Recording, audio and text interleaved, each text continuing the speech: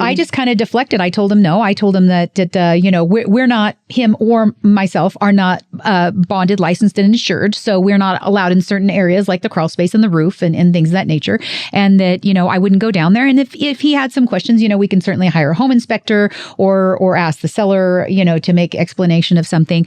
So I wouldn't do that. And he did push a little bit, and he could see that I was uncomfortable. And, this was, we all had cell phones back then, but we didn't have like all the technology, like tracking things and stuff like that, or buttons, things you could push. We didn't have a lot of that.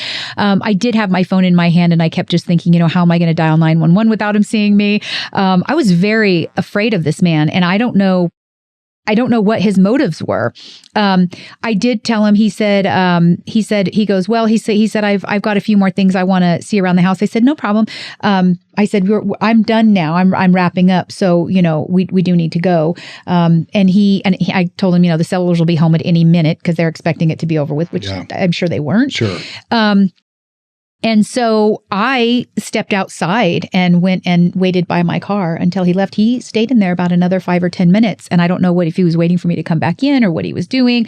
And I've never left people alone in a house before, but I wasn't going to be alone in that house with him anymore. Mm-hmm. So I went outside and I waited there. And when he left, I, gave him a wave from across the driveway. He got in his car, and I went in and I locked every door in the house while I finished cleaning up. And I went to the back, and sure enough, the crawl space lid was off in the master closet. Mm. It was sitting on the floor. He had been in the crawl space or had intended on going in that crawl space. Yeah. Mm-hmm. Wow. Yeah. I don't know what his intentions were.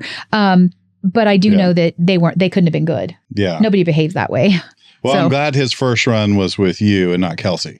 Yeah. Thank God. Yeah, she would have been a statistic for sure. Oh my gosh, that's crazy. Yeah. Let's get in a dark place that no one can, see with a stranger. And it's just the vibes too, because I have had people look in a crawl space before. Like one time I was showing this couple, and he was a plumber, and he's like, it's really important to me. I want to see like some of the mechanicals of the house. I'm like, okay, I'm not going under there, but like, because I don't know what I'm looking at, and it's not going to be helpful. The majority of people don't, but if somebody does, it's usually legitimate. Yeah. It's not like that. And he was like, he asked if he could look in this one specific. I was like, oh yeah, sure, go ahead. But then that other guy that was like, come look. I'm like, no. No, I'm not getting in there. Absolutely not. I'm not coming out. I'll make one like joke, I promise. And then I'll be almost a little bit like firm. I'm like, no. Like I'll be like, oh no, I won't even know what I'm seeing anyways. And then don't keep pushing though. Yeah. That's right. It gets weird. Yeah. With the dog in the basket. All right, Paul, you're up. Scary story. Well, I have to preface this story. When I grew up in a house my great-grandfather, maybe great-great-grandfather, had built. And everybody said his ghost stayed in the house. And, throughout my childhood, we go into the kitchen and cabinets and drawers would be open. And I mean, all the things that people say are in a haunted house, like you watch Poltergeist, but I guess he was related to us, so it was never anything bad happened. We called him George. He wasn't scary. He wasn't scary. But I had this feeling. I knew when he was around. Mm-hmm. Like, so I had that, in the pit of your stomach or your chest feels tight. So I always had that going into a house where I thought there was a ghost. So I remember one of the first houses that I was showing was out by Kirby Orchard back there. And back there, all the houses have like a downstairs canning room or something like that. So I remember going to this foreclosure and all the lights are off and my phone was in the truck.